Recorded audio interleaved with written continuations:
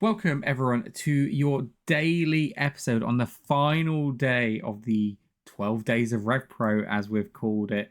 It's going to be a bit of a weird one for people watching because not joined by a guest of any kind. Where are the guests? Well, you're going to have one later at 8 p.m. tonight. If you're still looking for one more guest, we have the Hype Show with the Queen of the Indies. Great guest. It was a lot of fun doing that with her.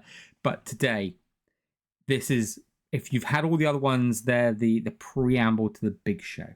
The big show. Dave and I are bringing you our predictions competition, but we're doing it on steroids a little bit.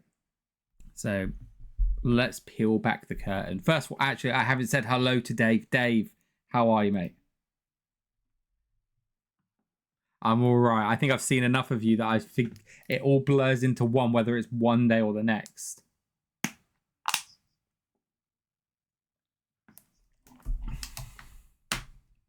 I reckon we've Dave, probably spent. I'm just gonna. I need you to say again, like how you are, because I've just realised I had you muted, then, mate. And we're not cutting this out because I'm just going with it, mate. Well, let's not do the editing. Mate, we've done so many podcasts. We've done so many podcasts in the last couple of weeks that we're forgiven a tech moment. Absolutely. And of all the people for it to be a tech moment with, it's just good old me. But ironically, the thing that we do every episode with every guest is we check that they're unmuted, and I must have clicked a mute button as I was doing that. So yeah, how are you, my friend? What were we saying? It was it episode 100? The last time? No, episode 100 was with Andy, wasn't it? 99. Episode 99, maybe. The last time it was just me and you. Yeah. And now I don't even know what number we're on. I think this episode is 111, 112, 115, 114, 115, something like that. I'm losing track. I'm visualizing my spreadsheet in my mind because, as most people know, we had a bunch of guests on, lovely guests, lovely episodes, but we had people just go, can I do this? Can I do this? And we're like, yeah, cool.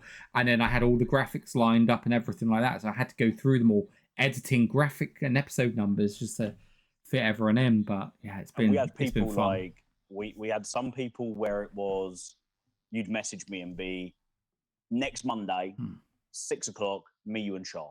Cool, wicked.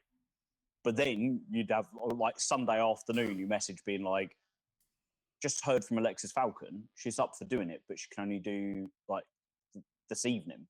You got plans this evening, but literally, I can't scrap. Let's 20 minutes. Let's meet the Iron Queen.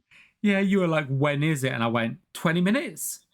And then it was like, yeah, let's do it. And then go for it, mate. Go for it. When I sent it back to her and I said, Dave's to go, 20 minutes, are you up for that? Her reply was just incredible scenes.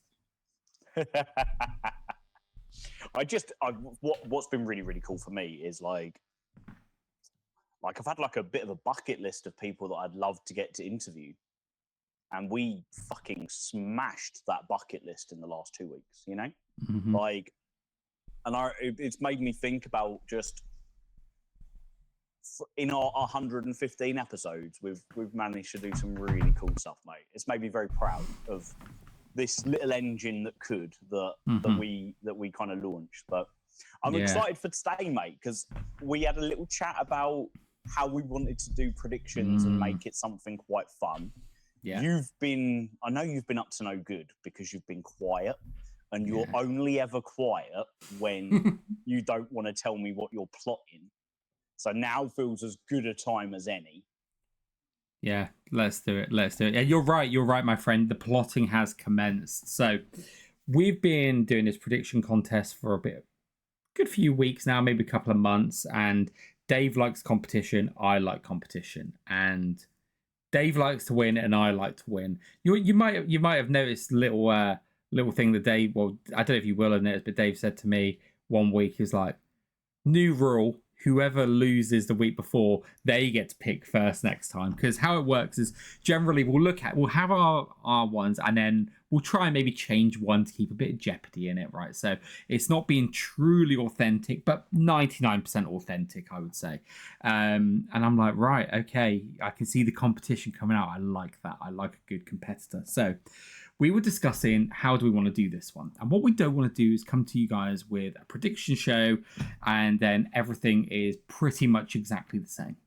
Because there's no fun in that for someone watching along. I've seen prediction shows like that and yeah, it's not that fun. So we're coming to you from a different angle today. We are coming with the predictions draft, not predictions contest. So how it's going to work, every one of the 11 matches is on the table. And what will happen is one of us will go first. And if you've ever played fantasy football, it's kind of like that. You get to draft the winner from whatever match you want. And what that will mean is the other person has to take the opposing competitor. So that could mean that if Dave decides he's going to take CPF, I will have to take Ricky Knight Jr., Kay Ventura, and Lacey. And there will be my guys that I will have to bank on to win to score that point. So it's 1 point for each. And that's how we're going to do it. We can be any match you want. You can go in any order you want. It's completely up to you. Then we are going to have the scramble and we're going to have the gauntlet. And the only proviso around those is whoever gets in there first gets to pick from the whole pack or the whole announced pack. And within that announced pack, Dave could pick someone that he likes. I will then have the rest of the people there to pick from. Simple enough. We're going to have 4 cards as well. And they're all going to have different effects. So we're going to have the Joker card. The Joker card, you get to pick. And you have to play at the time that you're picking that match. You can't wait to see what you've got and then go from there. You have to play your Joker at that point. Your Joker card will gain you 5 additional points if you win. So use that one wisely, my friend. Use that one wisely.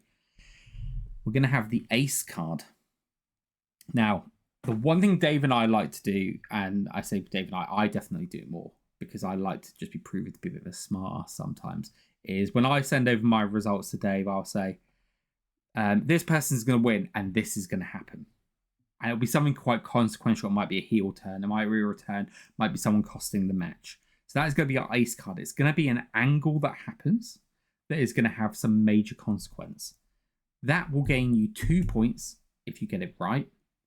However, it will take 2 points away if it doesn't happen.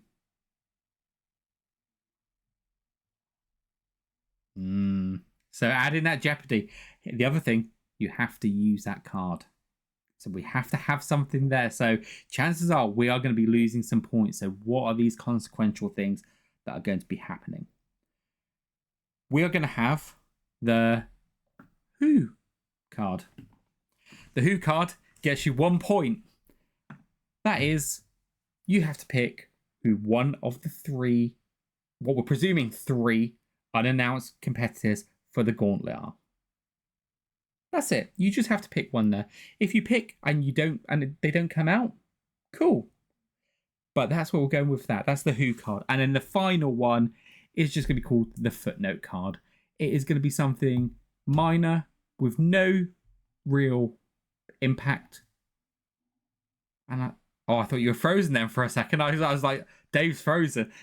Something with no real impact. So it could be something as simple as Luke Jacobs is wearing trainers rather than boots.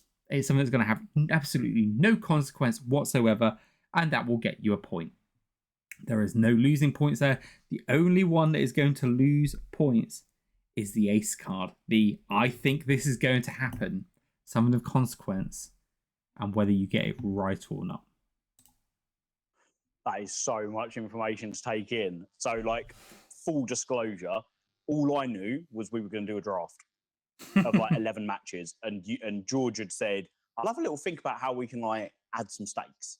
So all of those extra cards, me probably looking frozen, is my brain going like, "Ooh, what am I going to do here?" Now, full disclosure on my side, of course. I was just going to say full disclosure on my side. I've come up with these, but I've only really firmed them all out in the last 10 minutes before you came on. So I've not even had time really to think of, oh, I've got these. Now, what are my really in-depth answers? I've gone in blind as well. Over, mate, isn't it? Yeah. Like, we genuinely really enjoy the just fleshing it out in real time. We don't ever plan on what we're going to talk about. We don't ever discuss shows, do we, in between the show and the pod? Really, other than like maybe one thing from the show, if it was like, oh, exactly, I thought that was going to happen, like that sort of thing. Yeah. In terms of the, I can't remember which card it was. Was it the ace card? If it happens, we have to use it, and it has to happen. Yeah. Otherwise, you lose 2 points. Like an angle. An angle or something of major consequence. Does it have to be involving people in a match, or can it be something that happens between matches? It can be whatever, mate. Absolutely whatever. Sweet. It just has to have consequence. So, for instance, I wouldn't say Kanji winning the title or Alexis Falcon winning the title is of major consequence. That's just a byproduct of the match. But that's an outcome, right? If Kanji turned heel, hitting Alexis Falcon with a chair to win it, that is something of consequence. I'll fucking cry. That'll be something of consequence. Yeah. Yeah, mate. I'm good to go. How do you want to decide who goes first? Right. Well, actually, go away, Twitter. You do not need to know that information. I'm just going to load up the card, and what I'm going to do, mate, is I'm going to do a coin flip. Google coin flip. Love this. It's going to be completely above board. Are you going to be heads or tails? Best of 3, heads or tails that you pick every time. Heads, please, and mate. Do you know what I'm going to do? Where is my... Let's take this here. So I'm going to put this here.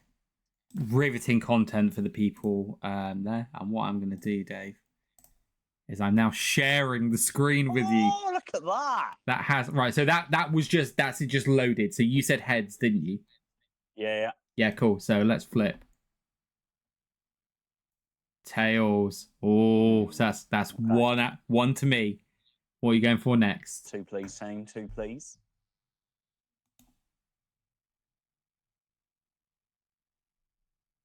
Tails. Oh, you got it again. Got it again, mate. Okay. Okay, mate. No worries. Okay, so which match are you going for?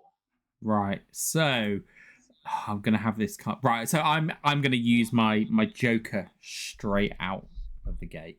Okay. I'm going for it. I am going to say that Kanji walks away as the undisputed British Women's Champion. Jesus Christ, mate! You have gone bold, like right at the top of the card. Massive championship match. So you're going, Kanji's winning, and you're putting your extra 5 points on it. Yes, I am. That, to me, when I look at the card, I don't think there's any guarantees on this card, okay? And I think a lot of people... Just don't think there's any guarantees of Andy Quildan, mate. No, that's what I mean. There are no guarantees. There's maybe one other match, looking at it, that I've gone, that would have been my Joker. And actually looking at it, that would have probably been the safer option to go. Because I think there's still something consequence there that could happen. But yeah, Kanji winning the title is my Joker. 5 points extra on it, I think. I think we've got to have that big championship moment happening at Wembley. And when I'm thinking about it, that's the one I'm most certain about, because I'm kind of looking at what you want in a night, okay? And we've talked about the pacing of the card as well and when these matches are going to go on. And we'll go through some other stuff in a bit. But when you're Kanji and Mills, if they win, are going to have very similar cathartic moments and cathartic beats, right? And they're both matches that could sit near the top of the card. So do you have those two big cathartic moments so closely together and so similar? I don't know. So then I'm going, okay, which one do I think definitely will happen? And before you put the idea into my head of a Michael Oku retention, I would have been nailed on Mills. Now, I'm not going to say where I'm leaning now, but I am not as certain with that as I am with Kanji winning. So that's my first, is Kanji is winning, and I'm putting my joker on it. Fair play, mate. I've said before that I'm getting, I think it was WrestleMania 36. I'm not great with my WrestleMania numbers, but the year that Kofi Kingston won, Seth Rollins won, Becky Lynch won.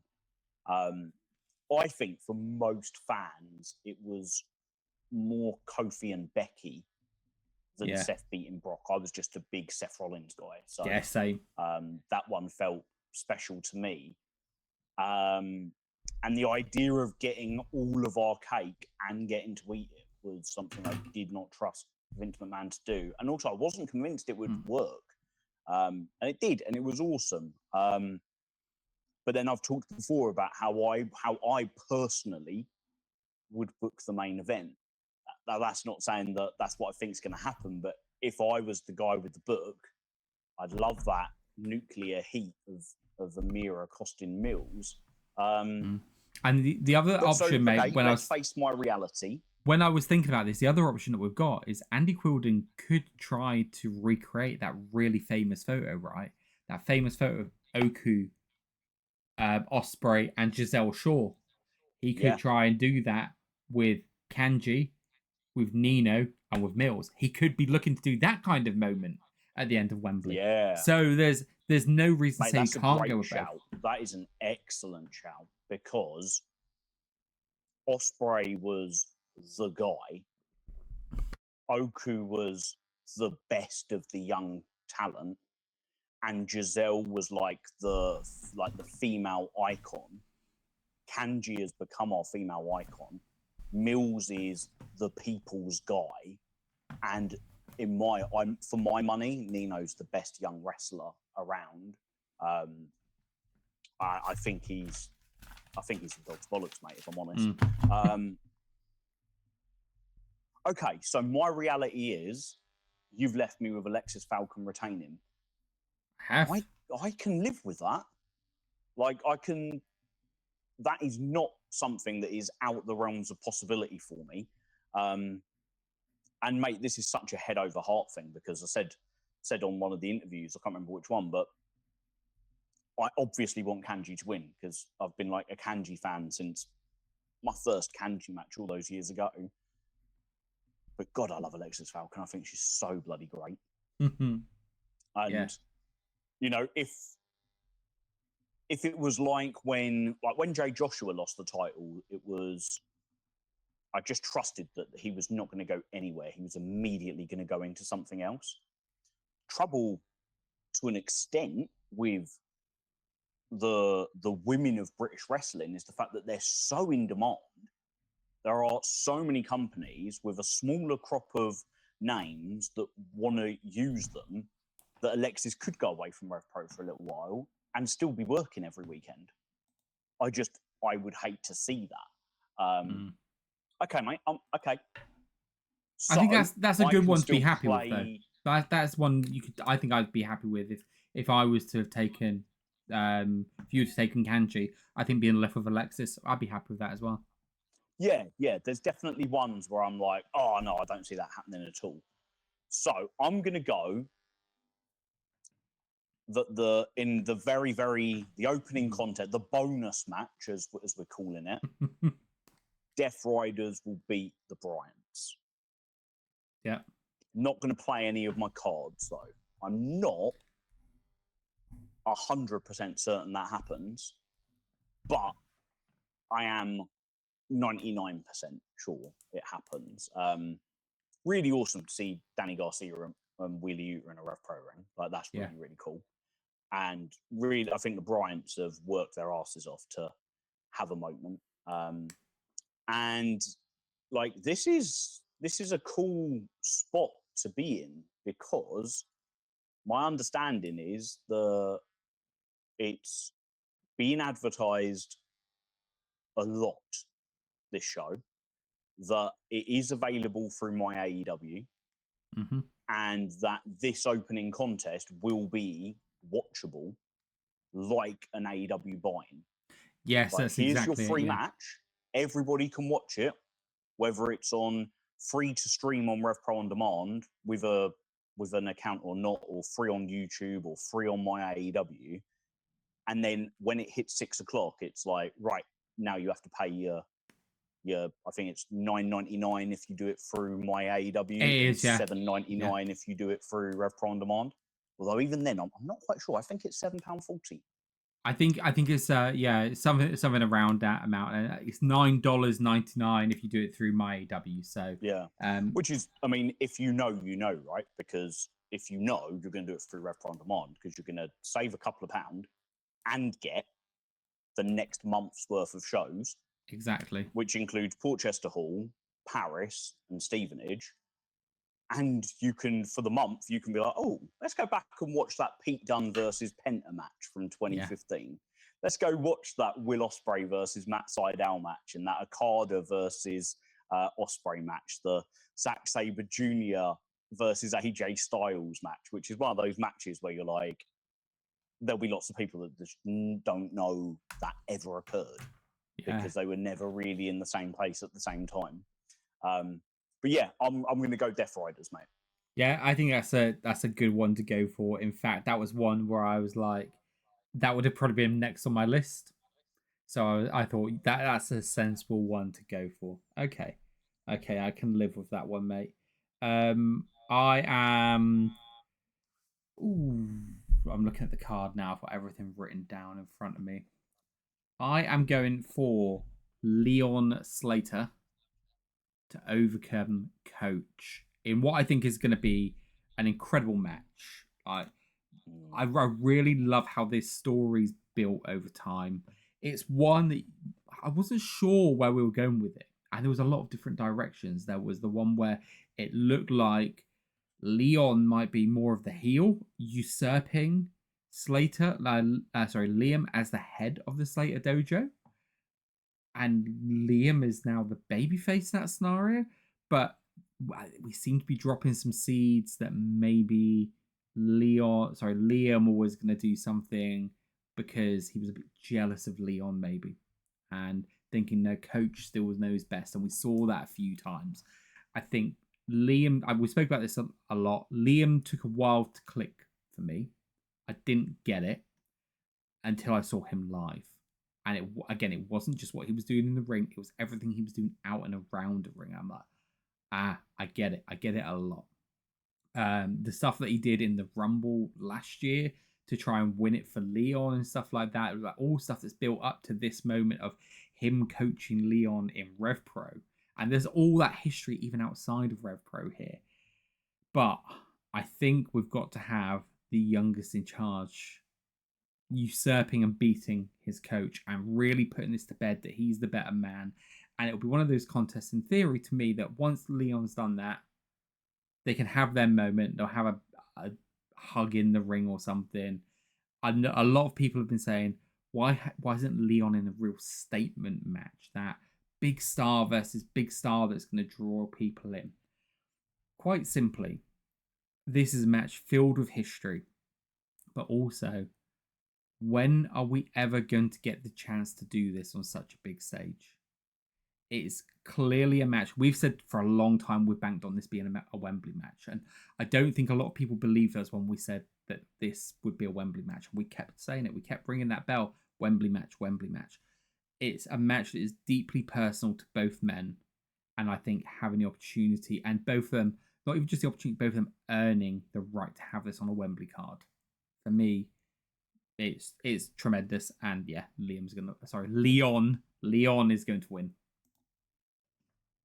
Like, besides the obvious politics of the fact that you can't put Leon against any of the AEW guys, like, so take that out of the equation. But there's one big answer for people that are saying, why is he not in a big match with a big name? Secondly, Leon is a big name. Leon's one of the biggest names in professional wrestling now. He is not the same lad who needed a showcase match against Zack Sabre Jr. at York Hall in 2022. Like, he is a big name now. He is someone that look at what TNA have just done with him. When you told me all about that what was happening with he was gonna lose his whole lineage, and you're like, what Mate, the hell? I stand by it. It's still a shit idea. Like, he wins it, he cashes in for option C, he's going after the championship, and I think he wins that belt off Nick Nemeth. I don't follow TNA, I don't follow it, so I'm not. Maybe there's storyline reasons why that wouldn't happen, but Josh Alexander cashed in option C when I did watch it, and it was like a huge moment. And it was like, he has done everything there is to do at this level. He needs to go and be the guy now. And it feels very similar with Leon.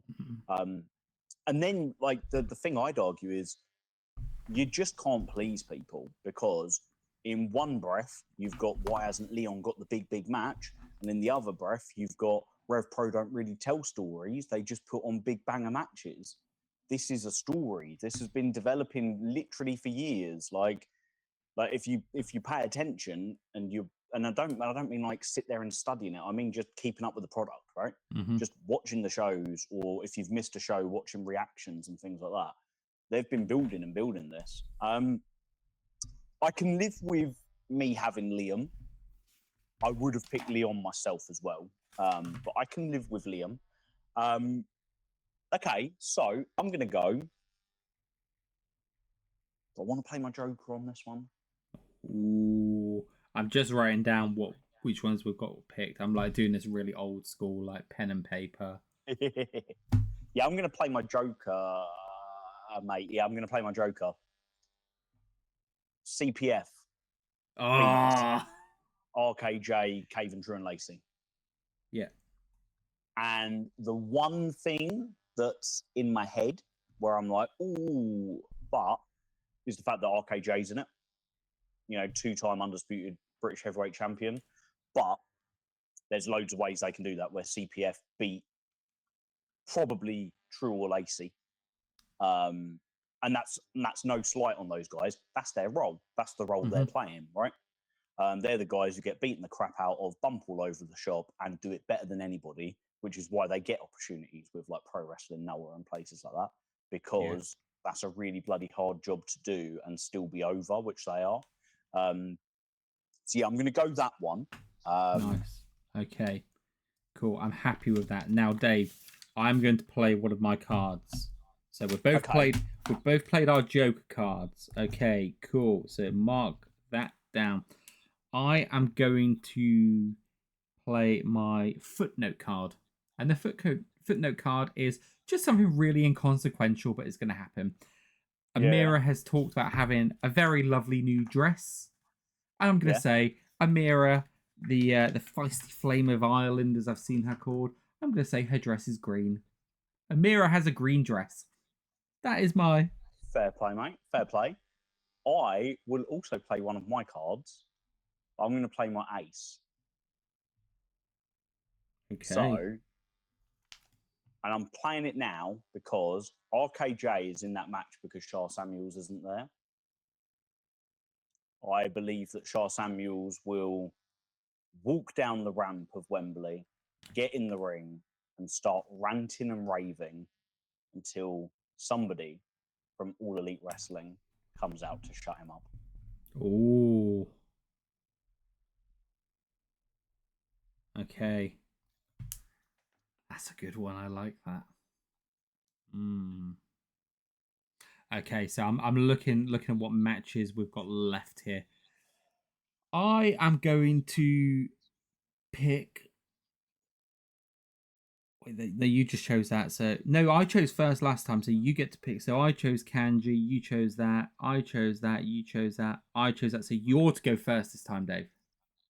Oh, okay. So I've got the scramble match. I've got Pac and Luke Jacobs. I've got Jay and Zach. I've got Mills and Oku. I've got Nino and Leighton. And I've got Cowboys and FTR. That's everything, right? Mm-hmm. I'm going to go...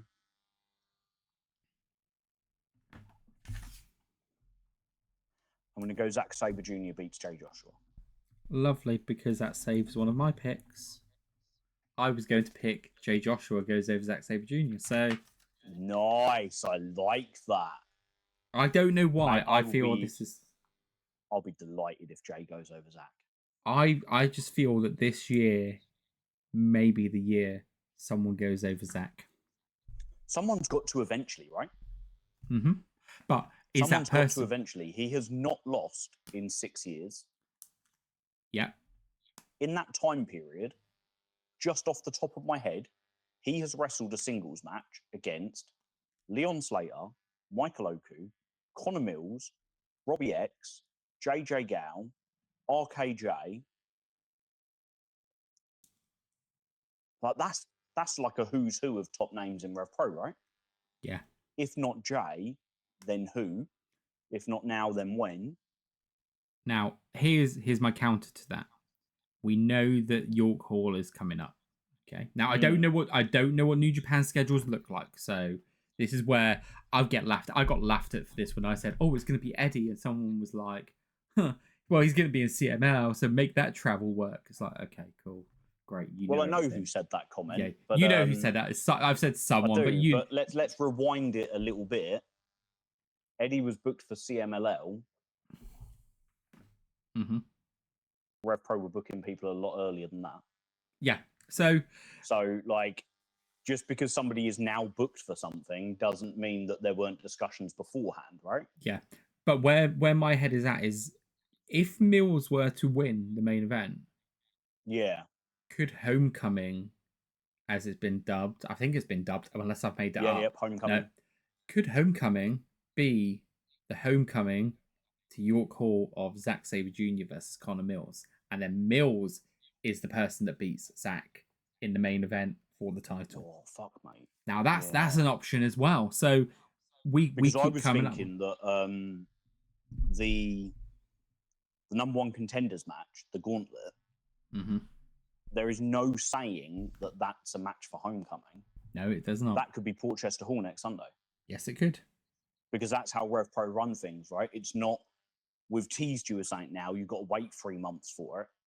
It's not, no shade on AEW, but I remember the excitement for the MJF turn on Cody Rhodes, and then it all got slowed down for a couple of months whilst they built up to Revolution 2020. Mate, Zack and Mills 2 would be a very popular match. And if I would actually personally rather see Mills be the one to beat Zack than Jay, just because I think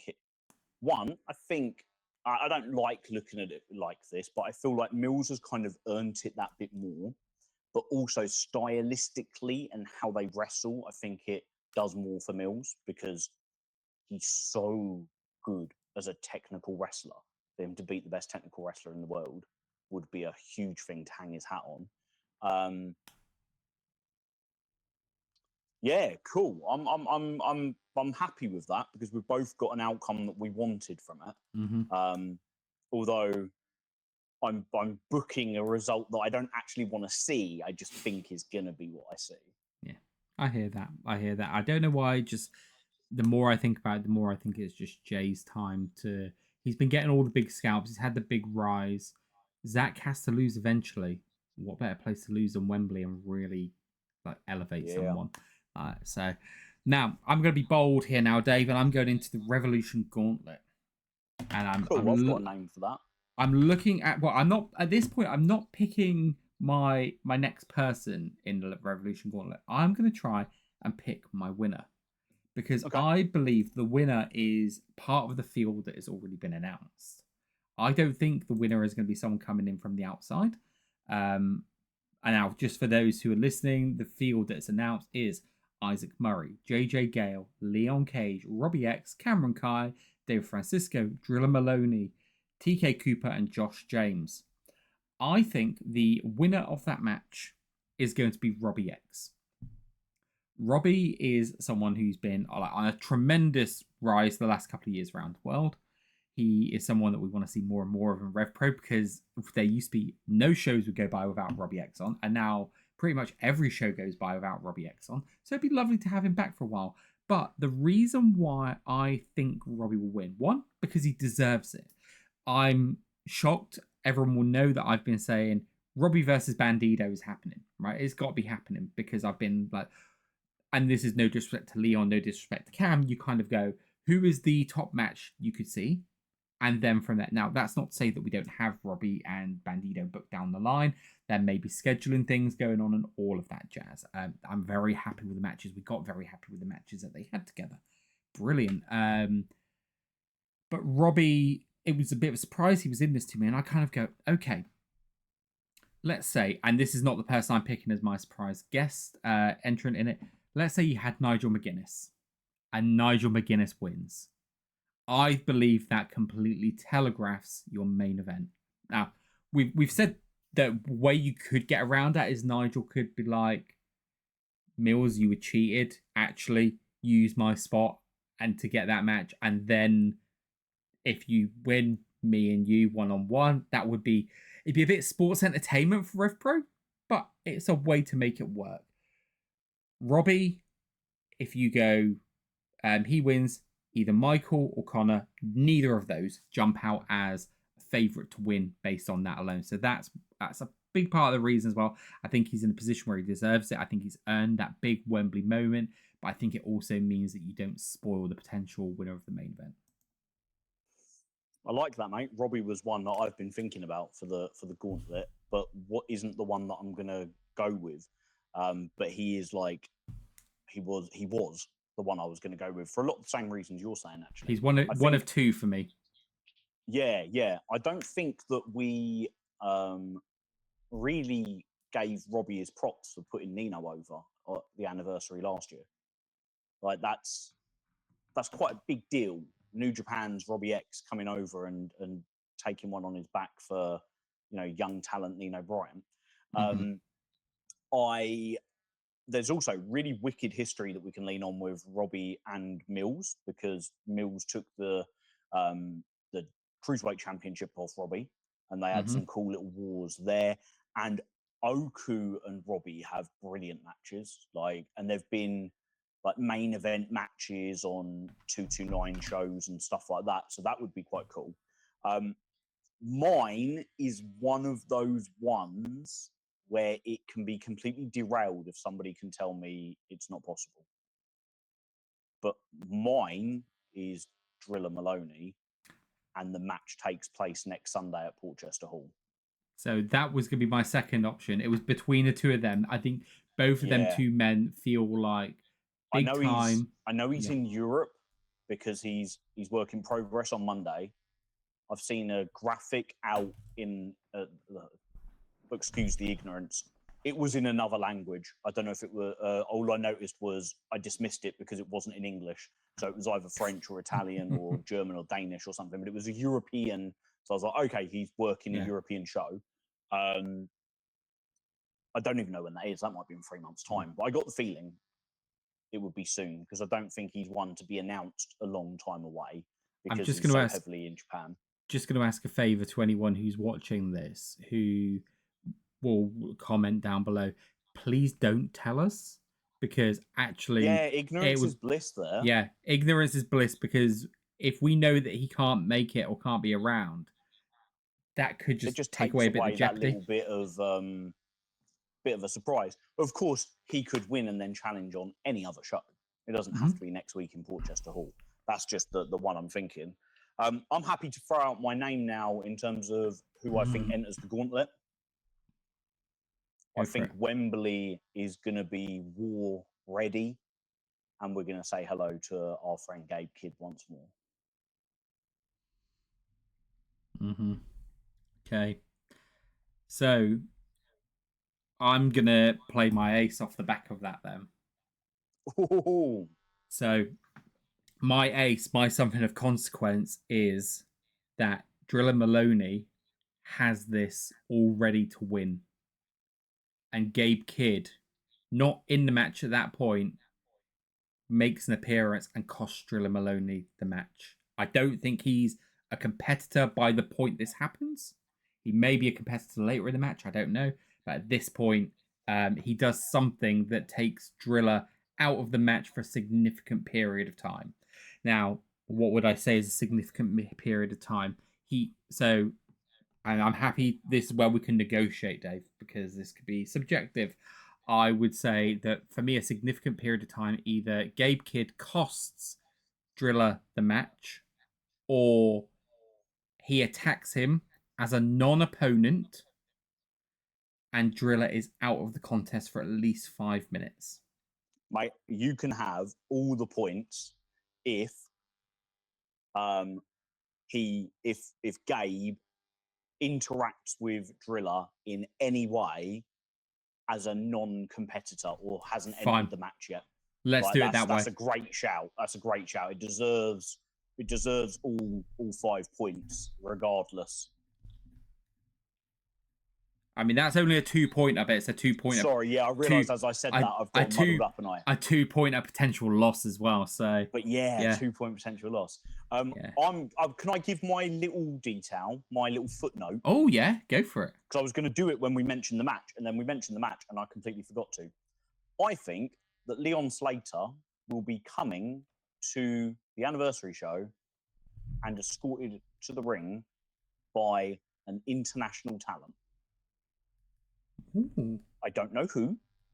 I don't know how politics-wise it would work, but I have it stuck in my head that on one of his promos, he said that he has friends, he has mentors all over the world, and that he alluded to the idea of having somebody in his corner.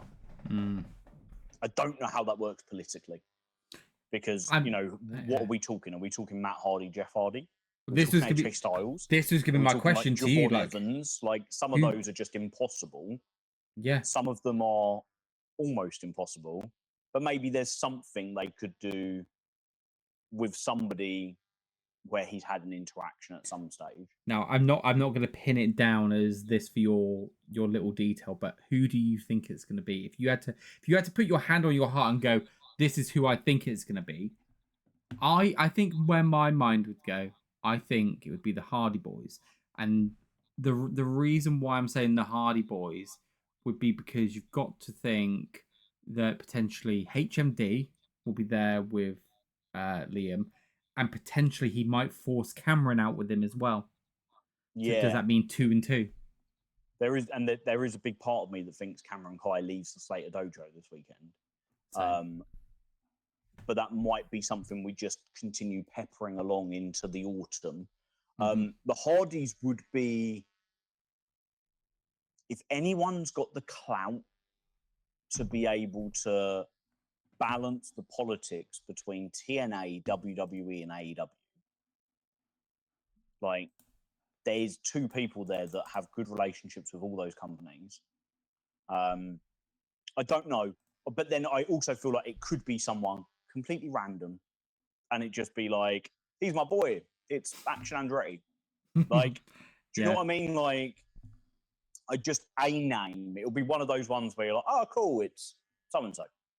Yeah, I hear that. One of my picks that I was considering going for is the thing of low consequence, but I could see happening, and I didn't go with was Alex Windsor and Danny Luna are the difference makers either side of Kanji to ward off Sky Smithson and Sean Jackson, thinking that you're going to have 2 people there for her to worry about, and that could play into the story. But thinking that you had Alex Windsor, who was the top dog, and Danny Luna climbing up to be on her level, and Kanji feels like the third one within that, the uncrowned member of that. There was a time where it felt like Rev Pro's women's division was carried by Luna, Windsor, Kanji, and Smithson, and ultimately they all had periods of being injured or unavailable, or with Danny Luna unavailable due to working elsewhere. But it would always be like a crossover. So you'd have like a Windsor and Kanji bit, and then one of them would be unavailable and it would become Luna, and then one of them would become available and it would become Smithson. And they were like the 4 kind of like pillars of the women's division when I started getting into Rev Pro. Danny Luna wasn't quite there when I started with Rev Pro, but she joined when NXT UK disbanded. Yeah, there's some cool ideas here, mate. This is such a good card because the rest of the matches, I'm like, I kind of want you to take responsibility with them. Because I'm like, oh, and then it takes the pressure off of me. I'm exactly the same. There's at least one match here that I'm really trying to push your way. You've both done the gauntlet now. Yes, that I'm trying to push your way to make it like, oh. So who did the last pick? It was me that did the last match pick. Yes. So it's over to you, my friend. Okay, mate. I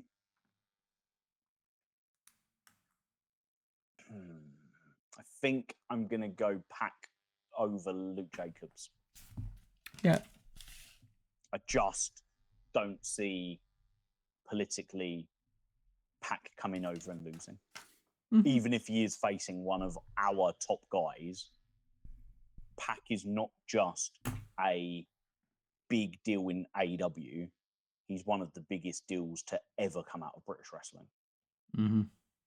So that match, mate, that's the kind of match that sells you on a show. Like, it gets announced, it's going to be, can you imagine, right?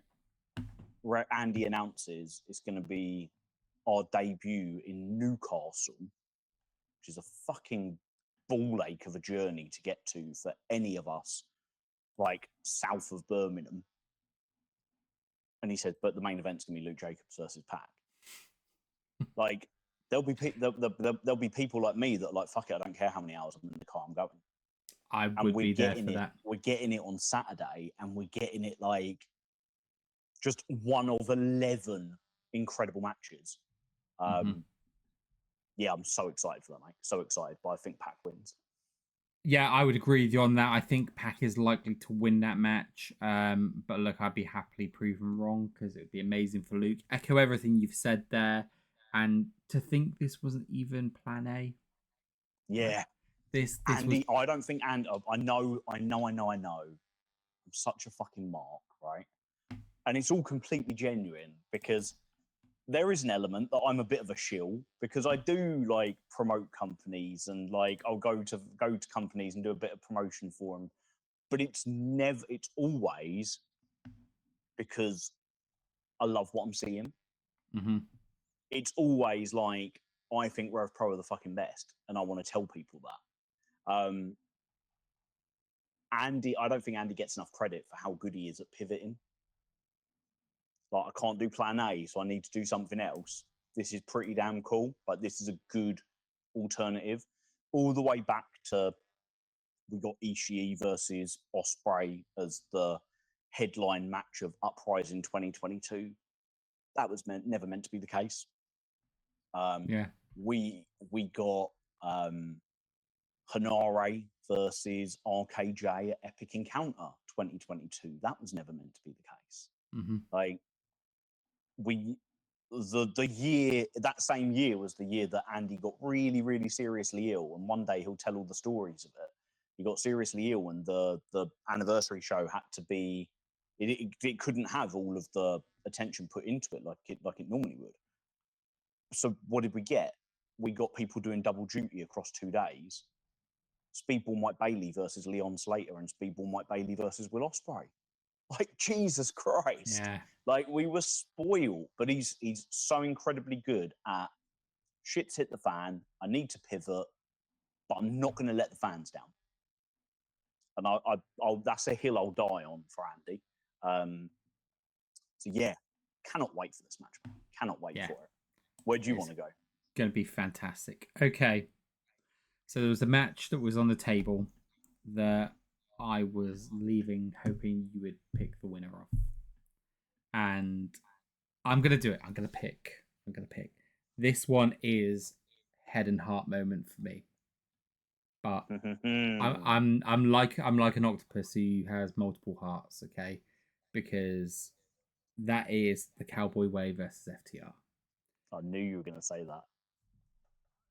Never did I think that bringing in a a backup match for FTR and Young Guns would have me on the same level of excitement, love, appreciating the passion, all of that jazz, whatever you want to use. But it did. It's guys that I've got to know really well on a personal level, a human level, who I've been lucky enough to work with on interviews and stuff a couple of times and just chat to as human beings, right? Chat to at shows as human beings, send messages to each other as human beings, right? And that's not to say I'm friends with the wrestlers, right? It's not like we are friendly acquaintances, but I've had these conversations. Like the things that the people won't see is when they've watched the episode today with Cowboy Way and they see Cowboy Way admonishing me down the camera lens. They didn't see Manders jumping on back at the end of the call, jumping on a bit too soon and laughing his ass off. They didn't see like 15 minutes of just me and Manders just shooting the shit, like him asking how was work, all of that. Now, I'm not saying that makes you like a wrestler more, but when you start to get to know the humans behind it, it makes you fall in love with their journey and what this moment means to them all that more, because you're not just doing it from a level of I think they'll think this is cool. Like I know that they know how cool this is. I know they know how big a moment this is. And no one here is taking it lightly. Like I spoke with Dax off air as well, and he kind of went behind the curtain a little bit and all of that stuff. It's like all of these guys are really into making this a big match. And they are, I've always said Young Guns. So if I look at my tag teams, the Rockers, when I was really young, were my tag team. When I became a teenager, Edge and Christian, they were my tag team. Very brief early days of NXT, American Alpha were my tag team. And then past that, it was the Revival / FTR. I love the Young Bucks. I love teams like that, but FTR were my team. So they are one of my favorite teams ever. They are my favorite modern wrestling tag team. And when I look at all of those, I go, right, at independent level, who's my favorite tag team? It's Young Guns, right? The year that we had of them together, they have become my favorite independent wrestling tag team of all time that I've seen. Okay, I know there'll be people who go, but what about this team? What about that team? I might not have heard of them. That's fine. Cowboy Way captured the spirit of that for me in a different way as well, though. So they have everything that I like about Luke and Ethan. But Dax summed it up really nicely when he said Young Guns versus FTR would be more like American Alpha versus the Revival. Right? But Cowboy Way versus FTR would be much more like the Briscoes. That's a really nice and we said about Pac and Luke being the pivot. This is the pivot as well. It's like, oh, so we're gonna get a tag team match that is gonna have the physicality of a Briscoes FTR match. Sign me the fuck up. So I come into this going, I love both of these teams, and if Young Guns are my 1A, Cowboy Way sit in my 1B alongside Mills and Joshua. Okay, for what I like as a tag team. And I know there'll be people going, what about CPF? What about True and Lacey? Love all those teams, but they just sit that level above for me in terms of what I'd like. I've never dared to dream what could actually happen here, because I've said no matter what happens, it's a fucking awesome moment. Right, so option A, Cowboy Way beat FTR. Like, how incredible is that for them? Option B, FTR beat Cowboy Way and become the undisputed British tag team champions. The thing that people have been saying a lot with this is, well, they're never going to defend them over here either. They're going to lose them on AEW, right? Okay, fine. Maybe that's what people think, because I still think people have this little mentality with RevPro where even when you have Mercedes Moné come in and hold the belt for as long as she did, they still don't think it could actually happen because it's just an indie that runs Southampton. It's just an indie that runs Sheffield, but it's so much bigger in the world than people realize, while still being smaller than people sometimes remember as well. But what really sealed it for me was Dax. When I said to him, Great British Tag League, I basically said, you up for it? And he was like, when? When is it? And I said, well, Andy's not run it yet. It must be coming at some point soon. He was like, well, then even if we don't have the titles, we still want to come and take part. Now, that might not happen. That might just be worker working on a call, right? Like, that could be all it is. But taking Dax at his word and everything I've listened to that man speak about wrestling for perhaps the last 5-6 years, I don't think he says something if he doesn't believe it. And what I also think is he comes in there for a fight. I think FTR's experience take it in a very close fought match. But this is one that if the taking of the titles isn't what solidifies them coming over for the tag league, and that can happen, then cool. But I think they take this, their experience just goes over. But my God, will I be the loudest person in the world if I am wrong? Because I'll be loving it as well. So yeah, FTR to go over Cowboy Way narrowly. Oh mate, I love listening to you talk about that. Like, it's so cool. And before I say anything else, mate, I don't think I've said it to you personally, but I don't think I've said it on air. You fucking smashed it in the interviews that you did by yourself, mate. I enjoyed them so much. We had a couple of interviews, Dax and Sarah, that I was on holiday for.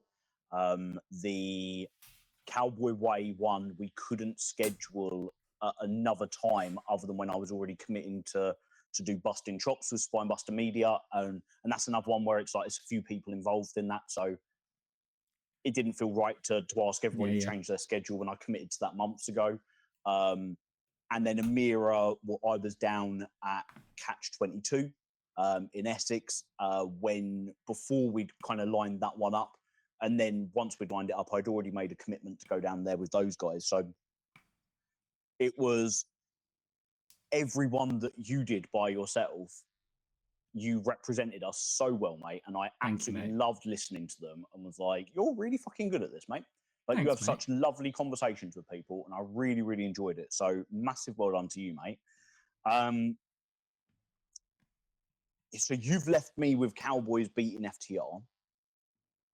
Mm-hmm. I'm okay with that. Yeah.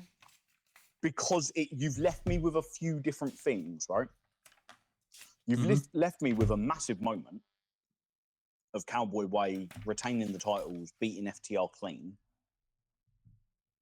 I'm not 100% sure on that one, but there's loads of other ways they could win that aren't so clean. They're definitely going into this match as the heels, aren't they? So, and Shire's got some dirty tactics in him, and Manders will do anything and it feels like it's got really personal for Manders.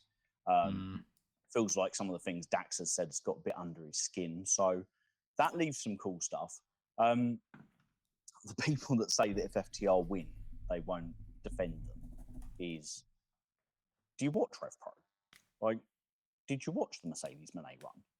Yes, she lost the belt in America. Like, fucking fair play. That's she business. She didn't actually win the belt. No, she didn't. In America. She lost it in the UK. She lost it in the UK, but on American TV. Yeah, which is actually very, very clever. But also, there's a reason that Rev Pro have had their belts defended in Madison Square Garden, the Tokyo Dome, in Arena Mexico, because they put themselves out there. So, if FTR were to win the titles and then lose them in America, I've got no problem with that. I go to every single Rev Pro show, have done for years. I don't miss a beat. Will I feel like I've been shortchanged? Not in the slightest, because I got to see FTR at Wembley. So I didn't get to see the second match. I'm not greedy. Like, other people need to get special moments too. And either that means they're going to lose them to another team that's going to bring them over to the UK, or they're going to lose them to one of our teams who are getting a big moment in America. There's no way, I don't believe for a second, that Andy Quildan allows those titles to be taken off of any talent in another country without it being televised. Like, there's no way it happens on an indie where you didn't, like, we don't know it's happened until we wake up the next morning and you're on Twitter and you're like, oh, that happened. Like, it will be on something that's televised, whether that's Ring of Honor, whether that's in New Japan, whether that's in, even if it was in like CMLL and it's like, we're now going to upload it and everyone can watch it. Maybe, I don't know if CMLL streams live, but just have faith, people. Have faith. Be positive. This is the weekend, if ever there was a weekend, to just be fucking positive about wrestling. Okay. Nino and Leighton, Connor and Michael, the Scramble. Is that all that's left? Yeah, I'm just looking. So we've both done our footnote. We've both picked our ace. We've both picked our jokers. So yeah, they're our last. I've got the card like memorized in my head from the order that I put the stories on, and I've got them all written down. So yeah, you're right with the three that are remaining: Leighton and Nino, Oku and Mills, and the Scramble. So yeah, mate, I'm gonna go Scramble, mate. One. Okay. Which is bizarre because Oku and Mills is a 50-50, Buzzard and Nino is a 50-50, and the Scramble's got 6 of them in it. I'm going to go Myla Grace for the Scramble. Okay. I feel like if Kanji wins, she's the perfect person for her to go up against Kanji. She's had some recent history with her. I think people are expecting Kanji to win. So, if you're going to, you could subvert expectations by, if Myla wins, does that telegraph that Kanji's going to win? It might add more fuel to that fire. But I don't know if other people are like me, but there is a part of me that wants Kanji to win so much that I'm scared it won't happen. So I'm never going to be, it's like going to watch West Ham and you just feel anxiety. Like you're watching your football club, even if it's a game where it's like, West Ham I went to watch West Ham versus Wimbledon before they became MK Dons and we beat them, I think 7-0 at the Bowling Ground. Even then I would have had anxiety until we were about 3 up. Matty Everington scored a hat-trick. The second to last time we were in the championship. If Myla Grace wins, I don't think Myla has turned so much that she couldn't play situational babyface against Alexis Falcon. I also don't think that I feel like there's a way that they could do Alice Inc. versus Alexis Falcon versus Myla Grace. I don't know Alice Inc.'s situation with her injury.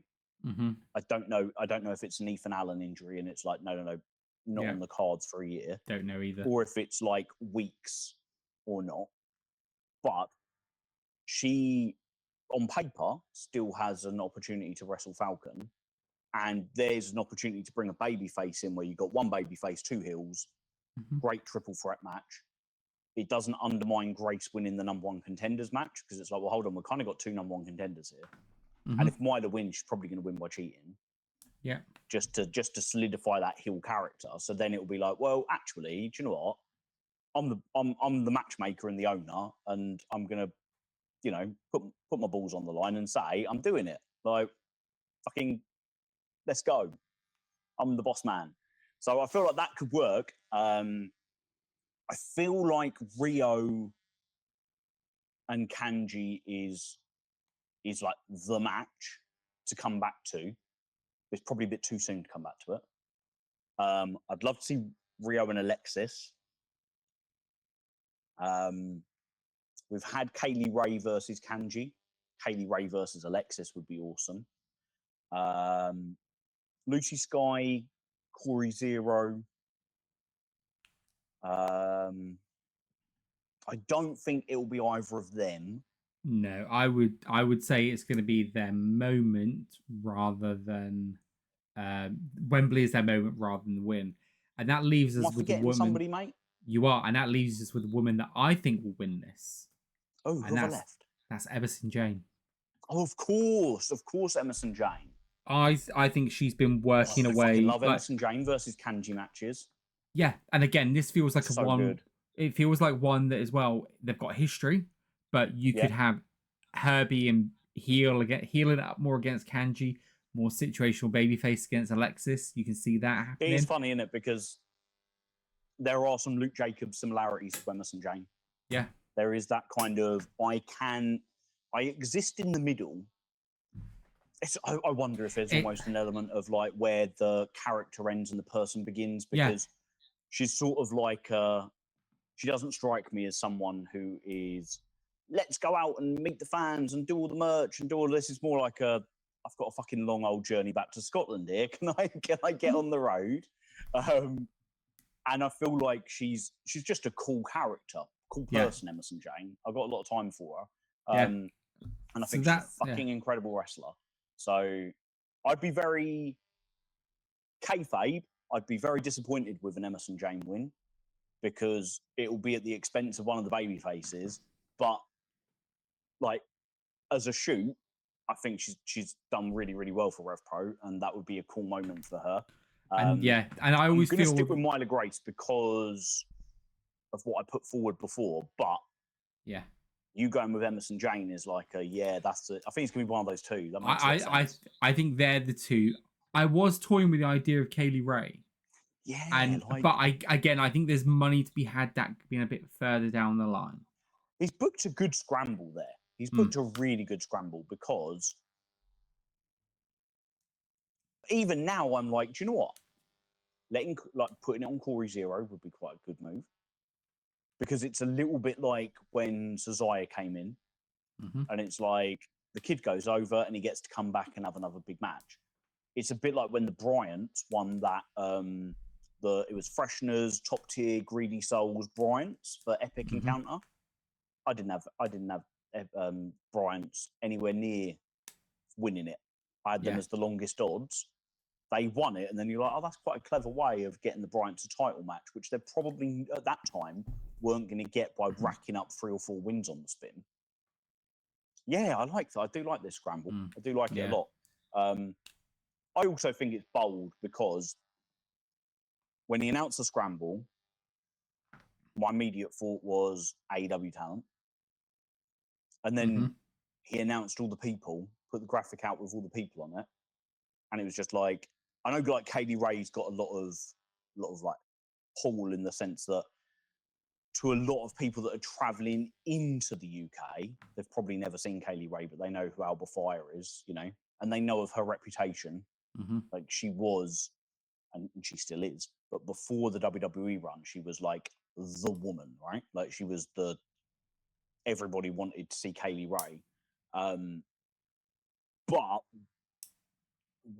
she's worked everywhere, hasn't she? In the UK since she's come back, she's been like a workhorse. So maybe that name factor kind of is a little bit diminished, because I already saw her at Portchester Hall. Somebody might have seen her down. But she may be the name that for the casuals go, oh, I know her from WWE. Yeah, exactly. And but look, I also love the fact that it is just like European wrestling. Yeah. The only thing I'd say is that my JGU is the standout one, as JGU's not there. Yeah. And I can only think that that's because of the fact that she's working with a sore ankle, and that she's not 100% fit at the moment. And therefore, it's like this is a big stage to put somebody in who's not 100% fit. So I hope that's the case. I hope it is, because her work deserves the opportunity. I'm going to ask you a question, because I'm just thinking back to an interview that Amira took part in, and she was being a little bit rogue. Okay, so I'm not taking this as this will happen. But do you think that the 6 remains at 6, or do you think on the night there's potential for that to increase? Well, mate, we have that, don't we? We have that. Hello, Mr. Orange Cassidy. I think enough time has passed now that I can tell a story. I think enough water has gone under the bridge for me to peel back the curtain a little bit. But the Orange Cassidy surprise, where we knew that there was going to be a surprise person, and everybody was saying like, "Oh my god, it could be Orange Cassidy. He's in London. It could be Swerve. He's in London." And I was informed that it was Shigehiro Irie when I Yeah. was like doing the program preview for the show, and so it was like and very few people know this shit, right? Mm-hmm. It's crazy that there are some times where it is literally like a handful of people know it, and I'm one of them. It's very cool, but that And was that. I'm just going to add for everyone there. Dave knows, I don't, because I Oh yeah, purposely I'm really fucking good. I'm Dave really is good at keeping things to myself. Dave is tight-lipped, and I'm also I don't want to know because I want to get that dopamine when everyone else finds out. So when Shayna Baszler, when it was Shayna Baszler for the Women's Grand Prix, and I literally was like, because Shayna Baszler's like one of my favorite women's wrestlers of all time, right? So I love how anti-diva she is. yeah, And she was around the time I came back into wrestling. And I was so excited. I was like, I've got to tell somebody. Come here. I got the Wi-Fi and was like, look at this. Because she literally, other than me, she knows nobody that has the slightest interest in wrestling. So she's like my safe person to be like, look what I've just seen, but don't tell anybody. And then I have to just keep it shut. And we even did stuff, when we were speculating about who would be in it. And I was sort of like, I'm just going to play it cool. I don't know. But yeah, the Orange Cassidy one was a great one because it was like literally no idea whatsoever. And I think Andy very much enjoys doing that, where he keeps it like, how many people in our interviews this week have told us that they find out, and I think he loves popping the boys and the girls in the back. We've just, I've talked about it before. Andy likes to flex his booking power. It is literally like the little Andy called him muscle flex, where he's just like, Pac versus Luke Jacobs, boom, have that. And I could see a seventh person. I think it would be really cool. I'm not going to be disappointed if it doesn't happen, because I think this match is going to be really cool anyway. Same. I just think Andy's used this phrase before when we used to do the Twitter Q&As about, if you know a surprise is coming, it's not a surprise. Yeah. So I think you have to go into this show just being like, just let's enjoy what we know we're getting. And if there are any surprises, wonderful. And if there aren't, that's cool too, because it's still a really stacked card, right? Exactly that. Exactly. So, which then leads me on to the final two matches. So, I get my pick of the matches here because you've just picked yours. I'm going with the main event. Interesting what we've left till last. I didn't know. Obviously, like, we don't know what we're going to leave till last until you start doing it. Yeah. It's a little bit like if you're picking your favourites and you start with your least favourites, you can be surprised at what ends up being near the top. And that's what I was kind of like equating it to fantasy football before we joined on. I was like, like you'll have your list of your ones that you go, these are my ones I really want. Hence why I went for that Kanji one straight away. Once you've spent like 15 million quid on Erling Haaland, you ain't got a lot of money left for anyone else. Then you've got like your backup list where you go, these are ones I would like, but they're not priority. And one of mine is still here that I think is I would like, but it's not priority. But I would like the decision on the biggest match on the card. Okay, go for it. So I've been back and forth on this. I've been the whole way down the road to this. I think I've been the one that's been steadfast of this being the main event.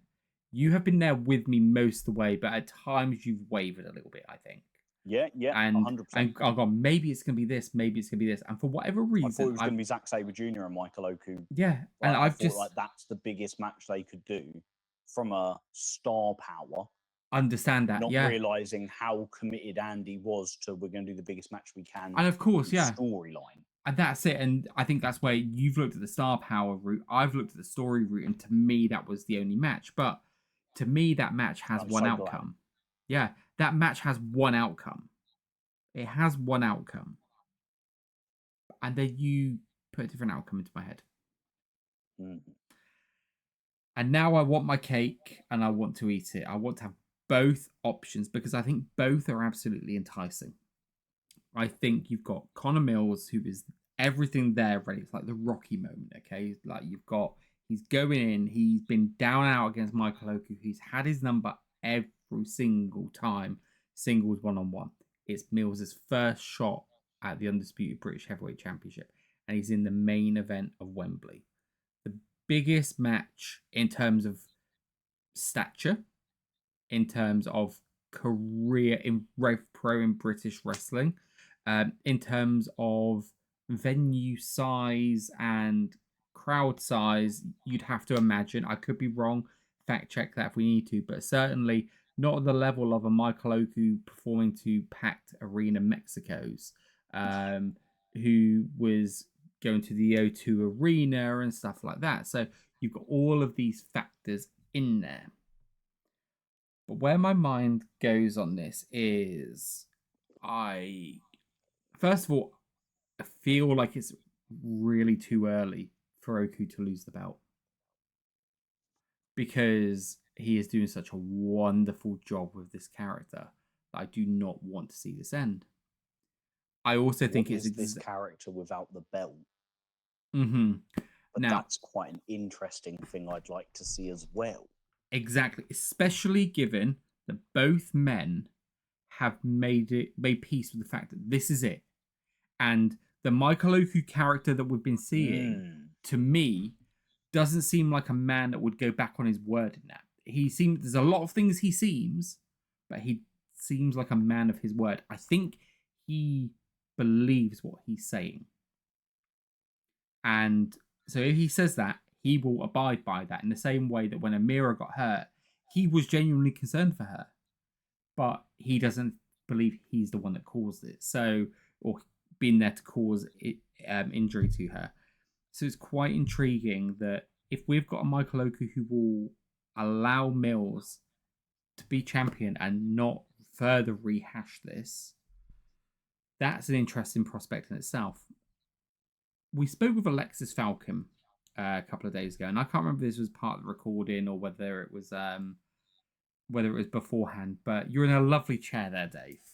Lovely chair. Yeah. Now I've used the phrase. I've used the phrase personally that I felt that Mills was a little bit in the cuck chair last December, Cardiff. It really felt like that was his time to beat Michael Oku that night. Everyone was spoiling for a big match. I think there might have been an injury coming into it. I can't remember. But I think there was something that made it feel like on the night where like maybe they couldn't get the full match they wanted out of it. I can't remember. I could be wrong on that, but that's coming to my head. But Mills lost. I was like, everyone was just deflated because everyone was waiting for this big Mills win. And I thought that was one step too far at the time. No matter what the outcome is, I would think that it might be one step too far to not have Mills win at Wembley. And even if that is a big, audacious main event where Amira does something that costs someone, because I could see a scenario where she costs Mills. I could see a scenario where she costs Oku. I could see a scenario where she tries to cost Oku and ends up costing Mills. I could see that as well. So that she doesn't even turn heel. That she goes to hit. See her just walking away. Yeah. Actually not doing anything. Yeah. But just there being a moment where maybe Oku's looking at her, Mills is down, Oku's like telling her to get a chair or something like that because the ref's taking a bump, and she just walks out on him. And in that moment, Mills manages to hit Oku, and he can say it's a distraction finish, and it was Amira's fault, or it wasn't your fault because he's the manipulator. This kind of psychological abuse of it wasn't your fault, you didn't mean to, but the result is I don't have the championship now because of you. Yeah. You've said it a couple of times on the pod. where you've said you want to live in a world where you can see both universes play out. Like, I want that more than anything in the world, mate. Yeah. Like, I want to know what happens in both realms. Yeah. And that's Same. so fucking cool, right? Yeah. Like, proper marking out moment, but I don't think I've ever had that in professional. No. My lifelong relationship with pro wrestling. I'm not going to say I've loved wrestling all my life, because I've had periods where I just was done with it or distracted from it. But I've had a lifelong relationship with it. Even if it was in that 10-year gap where I didn't really watch anything, I would just flick on Sky Sports and watch a bit of Raw and be like, yeah, they still don't do it for me. I've watched 20 minutes. They've just been yapping away. Who's this Miz bloke? Who's that fella with the ginger hair and the pasty skin, you know? Like, not really giving anything a chance. Fucking, I'd love to see Sheamus live now. He's on like my bucket list of people I'd love to see in a Rev Pro ring, because I think he's wicked. But yeah, it's... I'm quite glad you're picking this one, mate, if I'm honest, because I'm so lost. There are so many different ways it could end. I was going to write a list this week, 10 different ways Mills and Oku could finish. Now, before you say anything, I'm going to tell you, I've got a visual in my head of how I think it's going to end. Well, I think I chose not to write that list. Oh, interesting. I've got a visual. It occurred to me that I was like, I don't want someone to read it and one of those 10 things happen and it be like, oh, that would have been really cool, but I kind of thought it was going to happen because I just read this thing that this bloke wrote. And I was like, do you know what, actually, maybe if you put enough things out there, it blurs the waters. So maybe it would have been a good list. I don't know. But I was like, do you know what? Let's just let it happen. Let's just let it happen. But that doesn't mean I don't want to know what your visual is. No, I was going to say, anyone that doesn't want to know, put your hands over your ears now, and I'll give you a thumbs up when it's time to take the ears away. So 3, 2, 1. I think this ends. Michael Oku is in the half crab. Mills, blood streaming down his face. And he makes Oku tap to his own move. And Oku isn't just beaten for the title. He isn't just losing to Mills. He is center of the ring, having to give it up with the indignation of his opponent, who he always feels that he has his number over, beating him with his own move and doing it better than he did. And do you know what? I'm not a big fan of wrestlers using the other wrestler's move. But this works perfectly because Oku is a very technically accomplished wrestler, but he is not a technician. He's like a great all-rounder. But Mills is the technician. He is like the male version of Kanji. He is the second coming of Zack Sabre Jr., right? Like, he is Nigel McGuinness. So for Mills to be able to put on a fucking incredible half crab, you'd 100% you'd expect that. I'd expect Chris Ridgway to be able to put on a great half crab. Ethan Allen, Liam Slater. So, but also Michael Oku doesn't use that move perfectly. Yeah, he's not using that at the moment. It's not like The Rock doing a stunner on Austin, right? No, the final destination is where Oku is going. Where in your visual is a mirror? I don't have that visual. I don't have a visual of a mirror yet. No, but it is. And that's really interesting, right? Because I can picture her being in multiple places, being at facing Oku, doing what she's always done, willing him to survive. Yeah. I could see her being at that end, facing Oku, but not willing him to survive, just crying. I could see her being facing Oku, and when he looks like he needs her most, her turning and looking at the crowd. Yeah. Or her turning and walking away. I could even see her being the other side, facing Mills.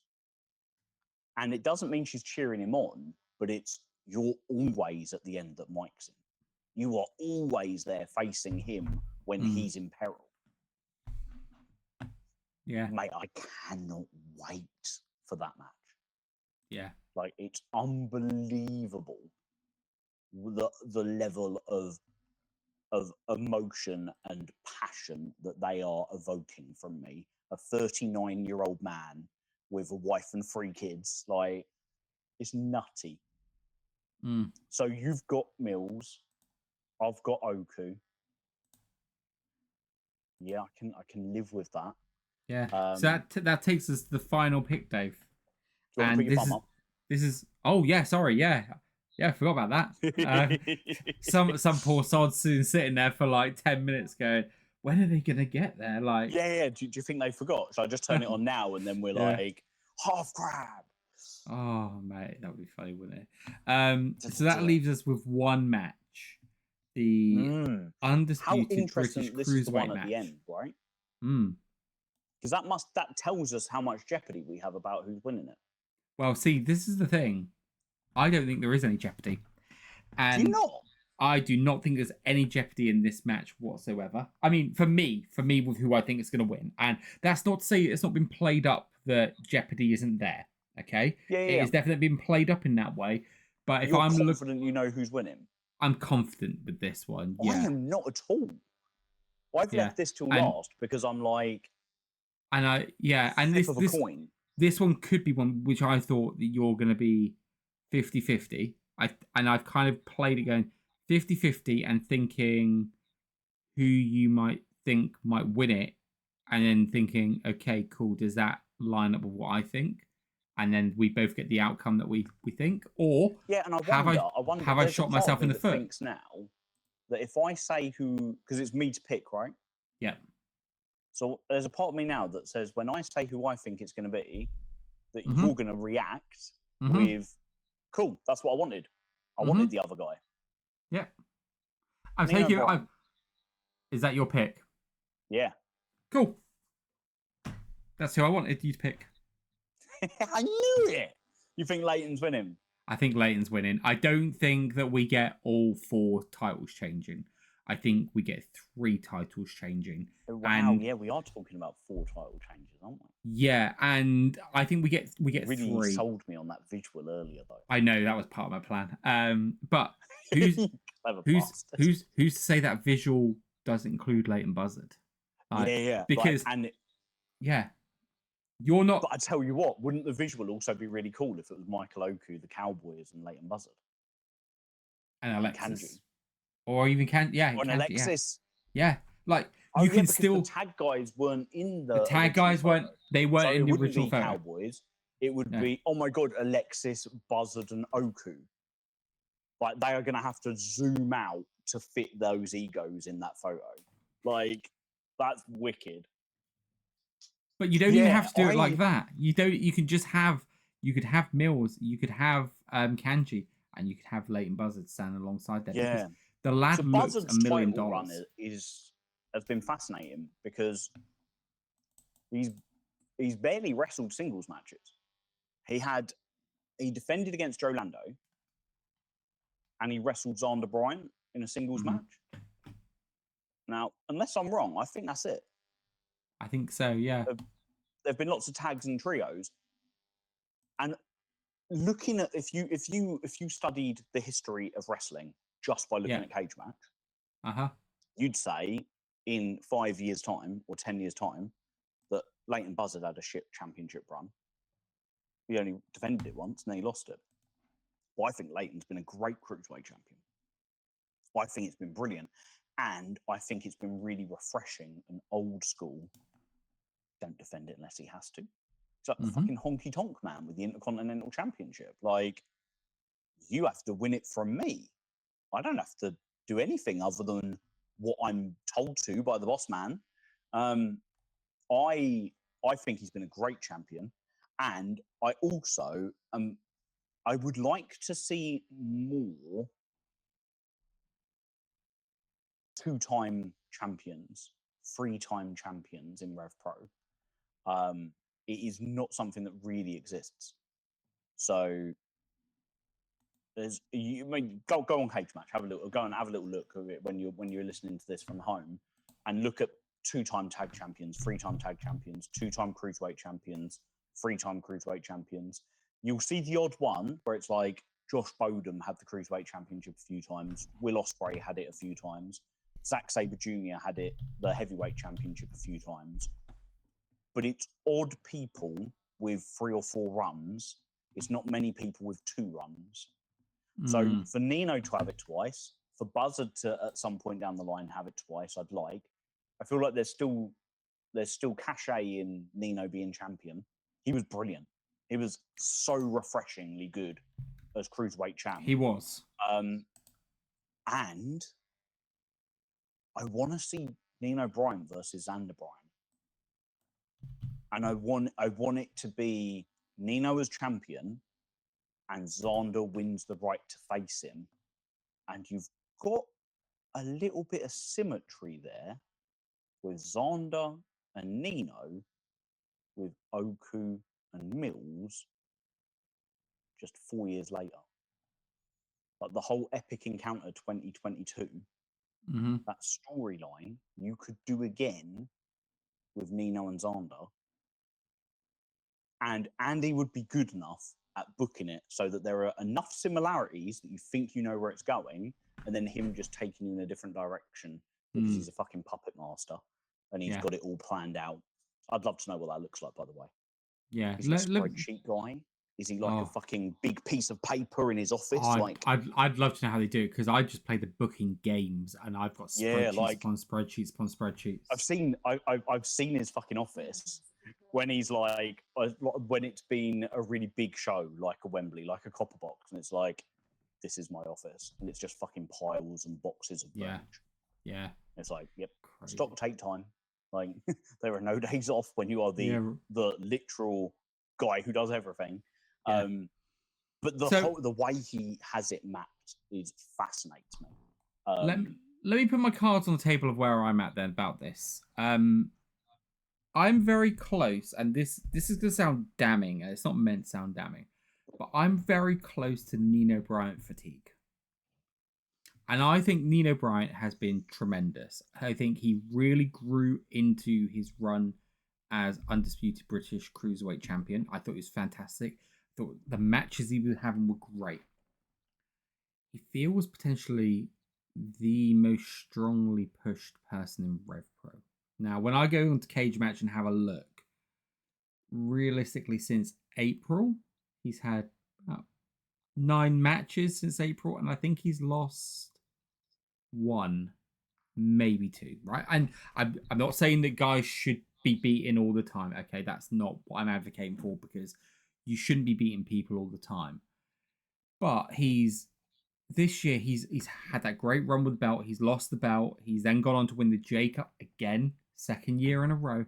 He's now going on to face Leighton Buzzard in a big match here. And I think, as much as I enjoy the Bryants, I am getting a bit of fatigue, because I think, I don't know if you would have known this, but WrestleMania 39, everyone wanted Cody Rhodes to win the title. Okay, he'd come back and everyone's like, now's his time to win it. And then WWE went... This is the year that he didn't win it, and then he won it the year after. Yeah, and they went, no, he needs some adversity, pal. Like, and everyone was going, no, he doesn't. No, he doesn't. I would argue that's where Leighton Buzzard is now. Not Leighton Buzzard, sorry. Nino Bryant is now. Nino. I don't think he has enough. He had the Shah stuff. I don't think he had enough adversity. And I think it's starting to show in the backstage promos. You can see that side coming out a bit more. So Xander for me was worryingly becoming a bit one-note angry guy. He pulls a smirk. And again, I'm going to add to this. Amira put it much better than I could, but these are young men finding themselves in their character and workshopping things in front of us. Okay, so I'm not going to be too critical 100%. because that's what they're doing. But that's what backstage reactions are all about, right? Yeah, and I've almost got. Well, is it Vince McMahon that used to have the phrase "show me something"? I don't know, but let's go with it. From film or something like that. But it's like, go out there and show me something.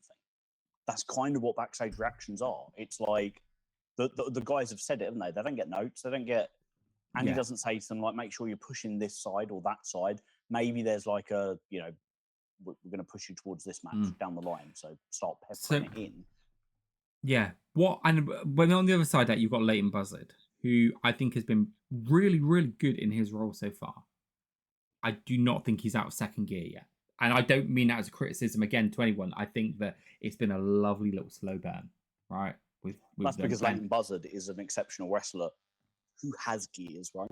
Exactly. And like His and fucking the second gear is a lot but of guys' fifth gear. but I mean in the ring, I don't even mean that in the ring. I think in the ring, great. I No, mean just in in terms terms of of what they've got out of him so the far, right? the Like the boil of this run. And the that's what I think. I juice in think the fruit.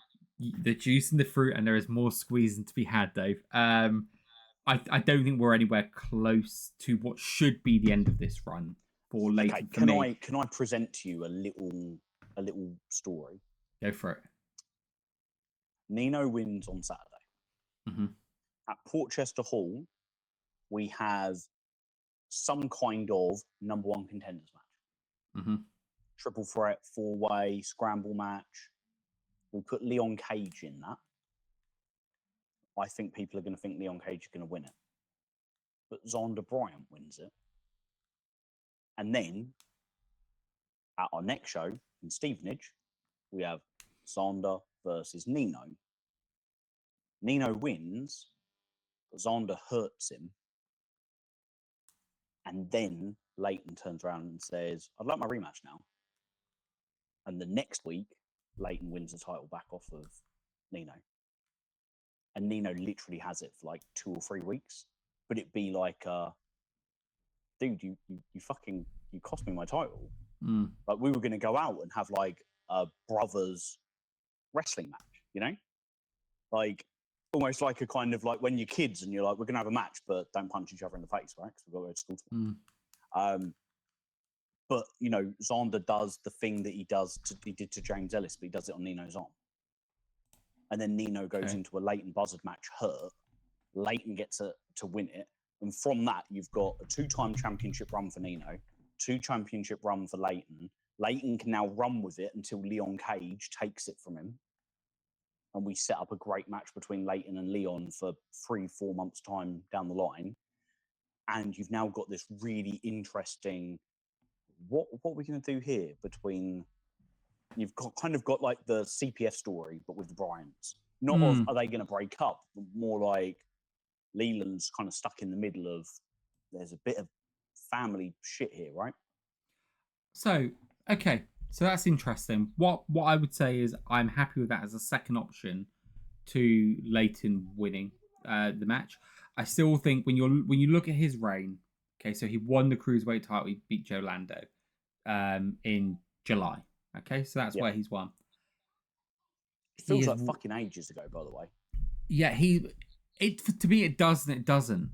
Like that's where I'm kind of at with it. Like, and when you look at the 5 matches he's had since, one has been a singles match, and that was Xander Bryant. The rest have all been teamed matches. And I don't even think the match with Xander was a defense of the belt. So nope, it wasn't. I don't know if I like for Leighton for him to lose to Nino, not even have a successful defense of the belt, and not have more singles matches in there. Yeah. And I think that for the legacy of the run of Leighton Buzzard, of that first run, I think having your win over Joe Lando and a scalp of Nino Bryant is good for him, the character of bolsters. And also you can I hate the phrase because it sounds really bad, but it is what it is. You can feed him somebody in between, right? You can have somebody go where there's not a huge amount of jeopardy. I don't know. If it cruiserweight that's just kind of not going to win the champ, Tommy Vrill versus Leighton Buzzard. Yeah. Like, I'm absolutely cool with that. I'm literally wearing a Tommy Vrill shirt now. Come in, do a few dates, get the shot. But do you know what I mean? Yeah. Where it's kind of, it's not like, oh, that's really damaged Tommy Vrill that has. The same way it might damage Cameron Kai to lose another cruiserweight title match. Yeah. But for Tommy to come in, win a match, get a title match, and then lose it is completely respectable. Yeah. And for, it also ties in quite nicely. I quite like that idea. So it ties in quite nicely with his history with Josh Holley and James Ellis. Yeah, Top tier. Now, and the whole where formation of that team. Where I play devil's advocate on what I've said, what I like that it does with the cruiserweight belt is it gives jeopardy, because you've had it a month and a half. He's had it for 3 weeks, so it shows that not every run is going to be a mammoth run. So I do like that for that reason. This old-fashioned theory that nobody loses the title on their first defense, you know. Yeah. Like, and again, guy wins it at WrestleMania, and then they get somebody at Backlash, and nobody wins at Backlash. Tropes have been subverted then. So there are things that I like about it, but I just feel that taking it off him to then put it back on him, I think feels a little bit redundant, and I think people are ready to see Nino face some real struggles. And I think that's what we need. So that's why I think for people to not get Nino fatigue in terms from a character perspective, I'll add, in ring, tremendous. But I want something more for his person that is not just outstanding cruiserweight wrestler who is the oldest brother. I want something more about him. I completely agree, mate. Yeah. Couldn't agree more. So there we go, mate. There's our... That was fucking fun. Yeah. I hope people listening enjoyed it as much as we did, because we've not really talked that much about what we think is going to happen outside of Oku and Mills, which we've been talking about for a long time. And like I said, we don't talk about this shit off air. No, we don't. So we're hearing fresh takes. Like, we're coming up with stuff on the fly. And, man, I just fucking want it to be Saturday already. Like, it is almost Saturday. When does this go out? Well, this is going out Friday at noon. So if you haven't got your tickets yet, can't wait for tomorrow. revolutionprowrestling.com is where you go to get your tickets. There'll still be tickets available. You can go and get those tickets. Revolutionprowrestling.com if you want your bougie tickets, if you want to get in the door for great value, it's all there for you. There's been FAQs posted, so if you've got any questions, then they are there. Unfortunately, because there will be people that still won't know this by this time, there are not going to be any meet and greets. I know that'll be a question on everyone's lips. Not because Andy hasn't tried, but blame the... I'm just going to say this. Andy's not going to say it, but I'm going to say what the likelihood is. Blame the thieving bastards that would be arenas who want to take 30% of a sale that a wrestler makes, most likely contributing to that. But either way, it's still going to be an amazing show. Go and get your tickets. Let's come back to this after Wembley, and we'll see who's won. Love that, mate. Until next time, my friend. I'll see you at Wembley. See you tomorrow. Bye-bye.